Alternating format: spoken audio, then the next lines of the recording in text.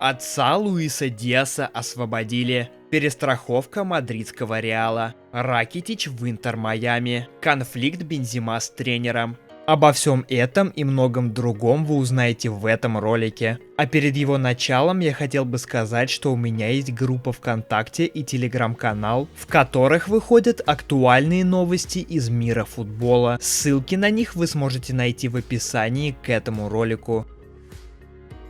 Армия национального освобождения отпустила отца футболиста Ливерпуля. Луис Мануэль Диас и Селенис Маруланда, родители Вингера, были похищены 28 октября в Гуахире. Мать Луиса Диаса была освобождена спустя несколько часов, а отец пробыл с преступниками почти 2 недели. Сейчас он находится с сотрудниками ООН, передает Марка. В повстанческой группировке заявили, что процесс освобождения начался еще 3 ноября, но якобы довести дело до конца мешала колумбийская армия, действовавшая в ее районе. Эдуард Спиртян интересен Ювентусу. Туринский клуб обратил внимание на полузащитника Краснодара, сообщает Tuttosport. Бьянконери будут следить за развитием 23-летнего футболиста до следующего лета. Отмечается, что скауты Юве изучают множество видео с участием Эдуарда, а также посетили несколько матчей сборной Армении. Хорватский полузащитник Севильи Иван Ракитич может уже в скором времени отправиться доигрывать в МЛС. Один из лидеров сборной Хорватии заинтересовал Интер Майами. На трансфере игрока настаивает звездный футболист американского коллектива Лео Месси. Сообщается, что данное предложение может быть интересным для Хавбека, поскольку севильцы смогут предложить ему новый контракт только на откровенно плохих условиях. 10 проведенных встреч и по 1 голу и ассисту. Такие показатели Ракитича в текущем сезоне испанского чемпионата. Экс-нападающий Милана Златан Ибрагимович вернется в клуб на должность советника. Об этом сообщает портал Football Italia со ссылкой сразу на несколько итальянских изданий. Сообщается, что 42-летний швед в течение нескольких недель вел переговоры с президентом клуба Паоло Скарони. В настоящее время стороны согласовывают последние детали сотрудничества. Ожидается, что Милан объявит о возвращении Златана в клуб до конца этой недели. Ибрагимович займет в клубе должность специального советника или внешнего советника и будет тесно сотрудничать с футболистами и тренерским штабом Стефано Пиоли. Он будет связующим звеном между командой и директорами, а также будет принимать участие в трансферной политике клуба и жизни молодежной академии.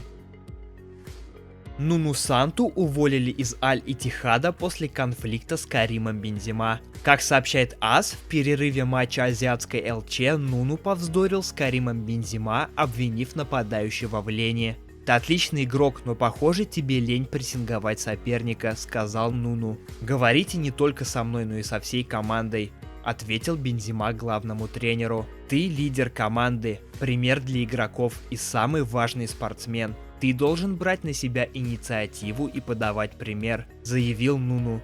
Также сообщается, что экс-форвард Реала за несколько недель до этого намекнул руководству клуба, что Нуну на посту главного тренера мешает процессу организации. Каталонская Барселона в ближайшее время не планирует принимать решения по будущему Жуао Фелиша. Синегранатовые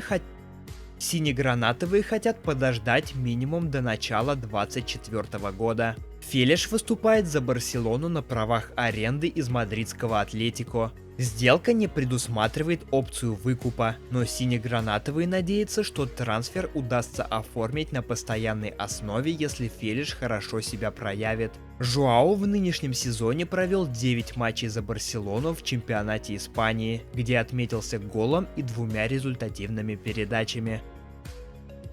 Независимая комиссия АПЛ по ключевым эпизодам матчей дала оценку гола Ньюкасла. На 64-й минуте игры 11-го тура АПЛ Ньюкасл-Арсенал счет открыл вингер Энтони Гордон. Голевой пас записали на счет Джоэ Линтона. Как передает ESPN, комиссия постановила, что арбитр и его видеоассистент приняли правильные решения в эпизоде с голом. Решение судейской бригады поддержало 4 из 5 экспертов. В то же время судье следовало удалить Кая Хаверца и Бруно Гимараеша в первом тайме.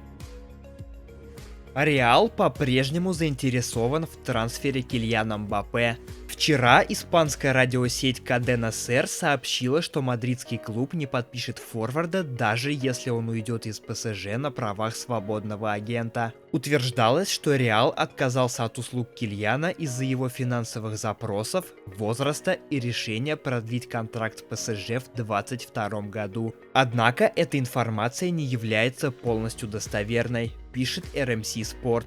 Согласно сведениям французского издания, руководство Реала распространило информацию об отказе от Мбаппе, чтобы имидж клуба не пострадал в случае срыва трансфера в будущем. При этом мадридцы все еще заинтересованы в бесплатном подписании форварда. Рахим Стерлинг может быть наказан за бросок предмета на трибуны. Этот эпизод произошел во время матча Тоттенхэм-Челси. Когда хавбек синих Кол Палмер праздновал забитый гол, один из фанатов Шпор бросил на поле предмет, который попал ему в ногу. Перед тем, как вернуться на свою половину поля, Стерлинг поднял этот предмет и бросил его обратно на трибуну. Судьи не отразили этот момент в своем отчете, но видео было опубликовано в соцсетях. Представитель футбольной ассоциации Англии заявил, что организация изучает этот эпизод, чтобы определить, нужно ли принимать какие-то меры в отношении игрока. Ранее, в 2022 году, игравший за Эвертон Ришарлисон получил дисквалификацию за то, что бросил обратно на трибуну зажженный фаер. Хави не покинет пост главного тренера Барселоны в ближайшее время.